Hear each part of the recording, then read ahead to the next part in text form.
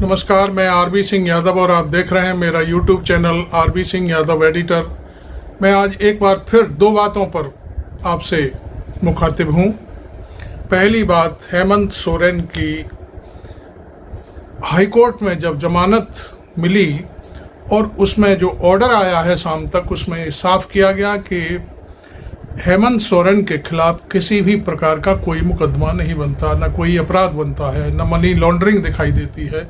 और इसी आधार पर ईडी के सारे तर्कों, सारी एफआईआर, जो कुछ भी उसने पेश किया, उनको उधेड़-बुन करते हुए उस पर आदेश जारी कर दिया और हेमंत सोरेन आज रांची जेल से शाम के टाइम ही वापस आ गए और वो अपने घर पहुंच गए। तो इस मामले में हम आपको हेमंत सोरेन का जो स्वागत हुआ, जो वो अपने घर पहुंचे, अपने पिताजी से मिले, पूरे परिवार से मिले, उसकी एक झलक दिखाते हैं। उसके बाद फिर हम आगे राहुल गांधी की बात करेंगे और खड़गे साहब की बात करेंगे।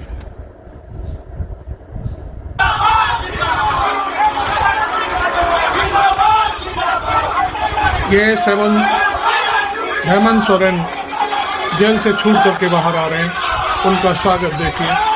उनकी पत्नी साथ में है, उनकी पार्टी के लोग साथ में हैं।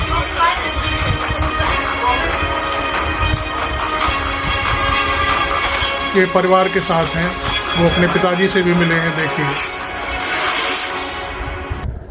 आपने देखा रांची जेल से छूटने के बाद उनके परिवार तक के लिए क्लिपिंग हमने आपके लिए बनाई थी। अब आपको मैं ये बता दूं कि हेमंत सोरेन को जमानत मिलना कोई बड़ी बात नहीं है। बड़ी बात यह है कि बिना ठोस सबूत के ईडी ने एक सम्मानित प्रदेश के मुख्यमंत्री को जेल में ठूंस दिया। बिना किसी सबूत के, बिना किसी आरोप के, केवल अफवाहों के आधार पर अफवाह फैल गई कि हेमंत सोरेन ने जमीन घोटाला किया है, हेमंत सोरेन ने मनी लॉन्ड्रिंग की है और जाने क्या क्या चीज़ें सामने आईं। आज देखा आपने, हेमंत सोरेन बाहर आए और उनको जिस तरह से हाथों हाथ झारखंड की जनता ने लिया, वो भी आपने देखा। वो फिर उसके बाद अपने घर गए, अपने पिताजी से मिले और पूरे परिवार के साथ फिर फोटो खिंचवाई और एक वीडियो बना। तो ये सारी चीज़ें आपके सामने हैं। अदालत ने साफ तौर पर कह दिया कि कोई भी केस हेमंत सोरेन के खिलाफ नहीं बनता। 31 जनवरी की गिरफ्तारी के बाद पूरे 5 महीने बाद लगभग हेमंत सोरेन जेल से बाहर आए हैं। जब वो अपना इस्तीफा दे रहे थे विधानसभा में, बोलने के बाद उन्होंने कहा था कि मैं अपने आंसू नहीं बहाऊंगा। और ये भी हम थोड़ी सी एक झलक आपको फिर दिखाना चाहेंगे।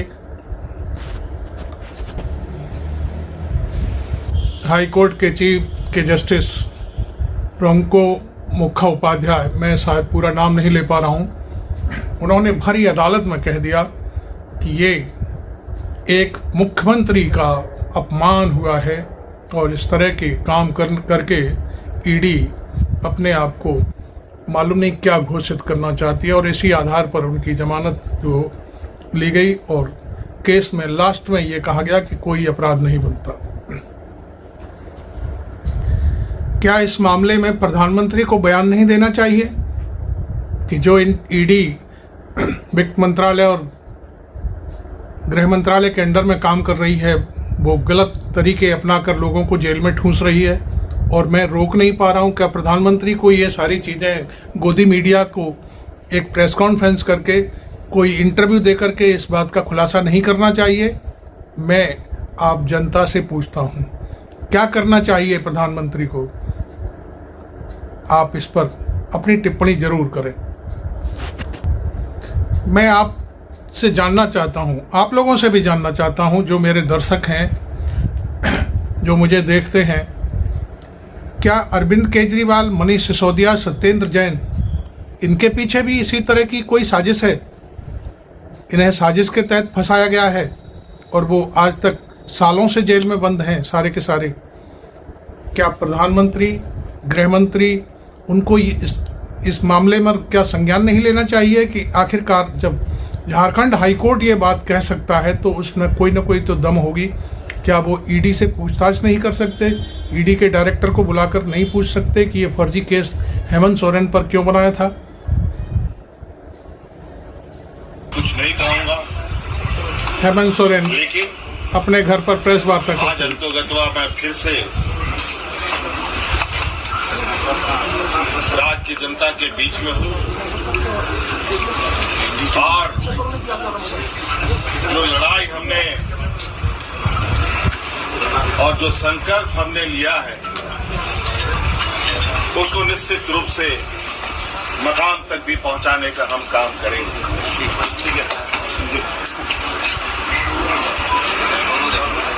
आज मुझे लगता है ये एक संदेश है। यहाँ प्रेस के दो तमाम लोग हैं, क्या ये इस क्लिपिंग को वो दिखाएंगे? पूरे देश के लिए शायद, मुझे नहीं लगता कि गोदी मीडिया ऐसे प्रसारण करेगा इनके भाषण को, इनकी जो प्रेस वार्ता है। षड्यंत्र रचा गया है। अभी कानून के जो आदेश हैं वो आपके सामने आपको देखने को मिलेगा और किन बातों को उसमें उद्धृत किया गया है वो भी आपको देखने को मिलेगा। मैं अपनी जबान से कहना नहीं चाहता।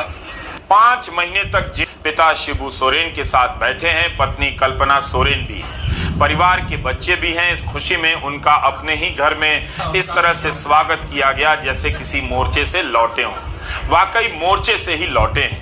एक बहुत बड़े झूठ की दीवार को तोड़कर एक पूर्व मुख्यमंत्री 5 महीने के बाद जेल से अपने घर आया है। जब मनी लॉन्ड्रिंग का सबूत ही नहीं था तब आपको याद है हेमंत ने जेल जाने से पहले विधानसभा में क्या कहा था? यही कि मेरे खिलाफ कोई सबूत नहीं, मुझे जेल भेजा जा रहा है, फिर भी मैं आंसू नहीं बहाऊंगा। अरे यार, मैं रोटी नहीं खाऊंगा, राइट? मैं आंसू नहीं बहाऊंगा। जेल जाने से पहले शिबू सोरेन आंसू वक्त के लिए रखूंगा। आप लोगों के लिए आंसू का कोई मतलब नहीं। आदिवासी दलितों का, पिछड़ों का, आदिवासी के आंसुओं का कोई मोल नहीं। वक्त आने पर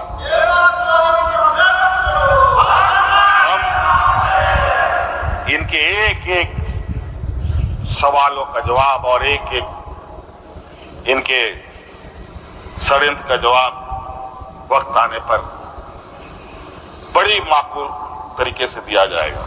हेमंत, मैं आपको बताता चलूं, प्रधानमंत्री ने पिछले दिनों जो इंटरव्यू दिए थे उनमें ये कहा था कि ईडी जो कार्रवाई कर रही है उसमें राजनेताओं का मात्र 3% लोगों के खिलाफ कार्रवाई हो रही है, जबकि आंकड़े कुछ और बोलते हैं। प्रधानमंत्री झूठ बोल गए। चुनावों के दौरान जो 80 इंटरव्यू दिए थे उसमें उन्होंने ये खुलासा किया था 90% ये कार्रवाई विपक्षी दलों के नेताओं के खिलाफ हो रही है। ये आंकड़ा मोदी जी लाते कहाँ से हैं, जो झूठ को सच बनाने की कोशिश करते रहते हैं? आज ये आंकड़ा पूरी तरह से सबके सामने खत्म हो गया। झारखंड हाई कोर्ट के चीफ जस्टिस आर मुखोपाध्याय, मैंने अब नाम याद कर लिया उनका, उन्होंने साफ कर दिया कि प्राथमिक तौर पर कहीं कोई विश्वास करने लायक ईडी की कोई रिपोर्ट नहीं है, ईडी का कोई दस्तावेज नहीं है जिससे शिबू सोरेन पर जो उनका जो घोटाले का मामला है वो आरोप पर विश्वास किया जा सके। तो आप बताइए कि आखिरकार नरेंद्र मोदी, अमित शाह कर क्या रहे हैं? लोगों को जेल में डाल करके अपनी पार्टी में शामिल करना उनका यही एक सगल है। मैं समझता हूँ कई एक नेताओं के खिलाफ इस तरह की कार्रवाई हुई है और हेमंत बिस्वा शर्मा जो आज चीफ मिनिस्टर बने बैठे हैं उनके खिलाफ तो तमाम केस थे। यही बीजेपी वाले जाने क्या क्या बोलते थे, उनको उन्होंने चीफ मिनिस्टर बना दिया, उसके बाद कहानी ख़त्म हो गई। सारे केस दब गए। इसी तरह से आपने देखा होगा मध्य प्रदेश में सत्ता बदल डाली और आपका महाराष्ट्र में दो पार्टियां तोड़ डाली इसी के बलबूते पर, उनको तोड़ करके उनको किसी को चीफ मिनिस्टर बना दिया, किसी को डिप्टी चीफ मिनिस्टर बना दिया। तो ये काम है नरेंद्र मोदी का और उनके अमित शाह का। आज मैं आपको ये जो खुलासा हाईकोर्ट ने किया है इस पर मैं और भी आगे चर्चा करूंगा। आपने देखा था हेमंत सोरेन ने बाकायदे ये कहा था कि ये मेरे जो दलित और आदिवासियों के आंसू हैं वक्त आने पर ज़रूर जवाब देंगे। तो वास्तव में आज उनके आंसुओं ने जवाब दिया है। जम करके खाओ। ये मैम झारखंड में रंगदारी बढ़ती ही जा रही है। तुष्टीकरण के चलते घुसपैठ बढ़ती जा रही है और यहां जेएमएम कांग्रेस के नेताओं का एक ही काम रह गया है, अपनी तिजोरियां भरने का। इन लोगों ने झारखंड की जनता को लूटकर, आपको लूटकर, आपके पसीने की कमाई को लूटकर अपने लिए बेनामी संपत्तियों के पहाड़ बना लिए हैं। देखी है ना यहां किस तरह नोटों की गड्डियां निकल रही हैं। मैंने तो अपनी आंखों से कभी नोटों के ऐसे ढेर देखे ही नहीं है। पहली बार टीवी पे देखा क्या झारखंड कमाल कर रहा है। कोयले के ढेर तो देखे थे, नोटों के ढेर देख रहे हैं। भाइयों बहनों, ये आपका पैसा है, ये झारखंड के गरीब आदिवासियों का पैसा है, ये आपका पैसा है।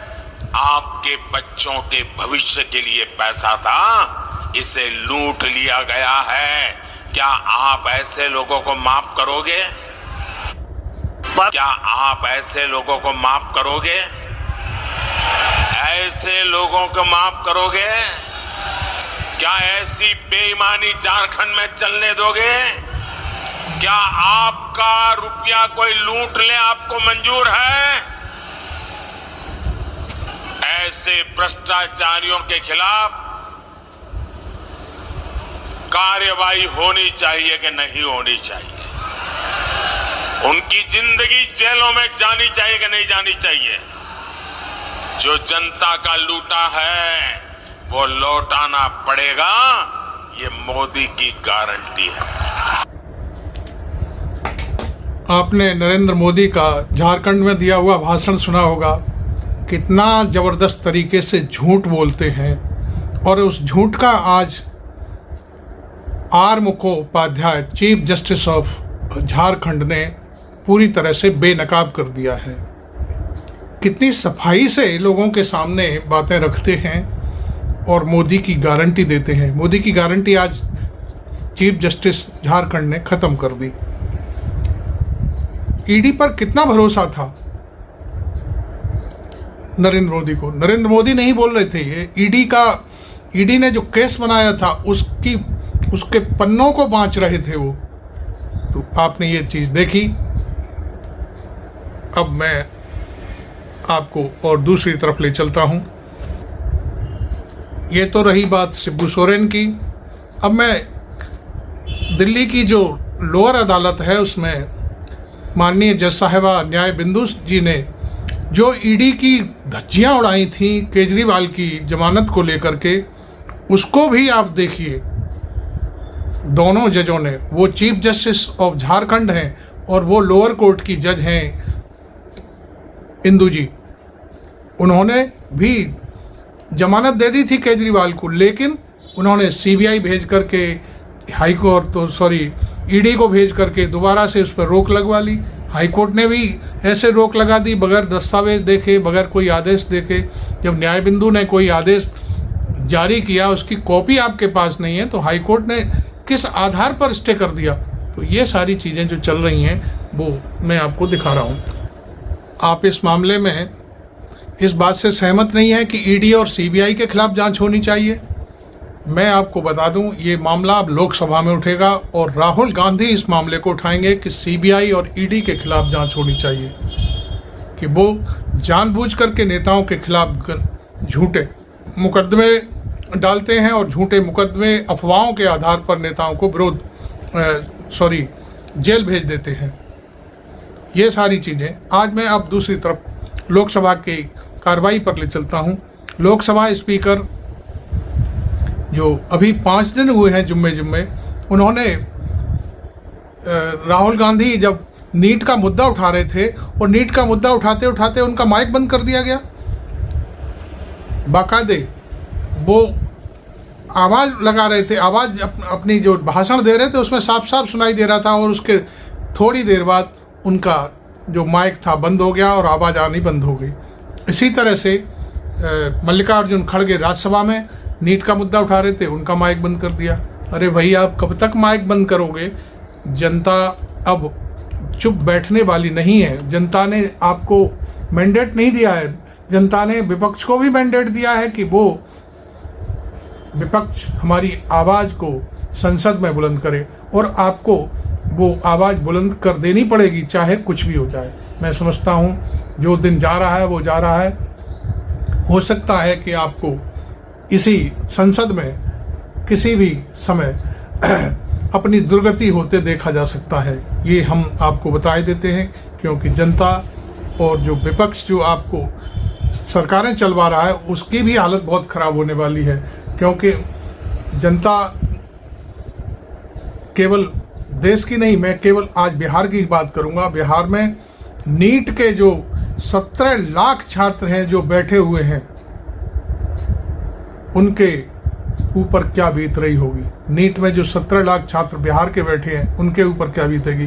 क्या ये बात हमारे बिहार के चीफ मिनिस्टर नीतीश बाबू जानते हैं इस बात को कि उनका दर्द क्या है? उस दर्द को राहुल गांधी उठा रहे हैं और उसे मुद्दे को उठने नहीं दिया जा रहा है लोकसभा में। तो क्या मैं समझता हूँ वो छात्र और उनके परिवार नीतीश को माफ़ करेंगे कि नहीं करेंगे? वो बात ख़त्म हो गई। 2024 का चुनाव 12 सांसद नीतीश कुमार ले आए, लेकिन अब विधानसभा की बारी है और विधानसभा में ये सारी चीज़ें दिखाई देंगी। यही बात मैं आंध्र प्रदेश के जो मास्टर स्ट्रोक हैं, वो खुद को अपने आप को समझ रहे हैं टीडीपी के अध्यक्ष और चीफ मिनिस्टर। 5 साल के लिए भले ही चुप बैठ गए हो, लेकिन क्या जनता आपको चुप रहने देगी? आपको इसी तरह से खेल करने देगी कि आप लूटते रहो आंध्रा को और हमारे बलबूते पर? आप जनता ने उसको भी मैंडेट दिया है, लेकिन वो जनता की आवाज़ को संसद में नहीं जब उठने देंगे तब क्या हाल होगा।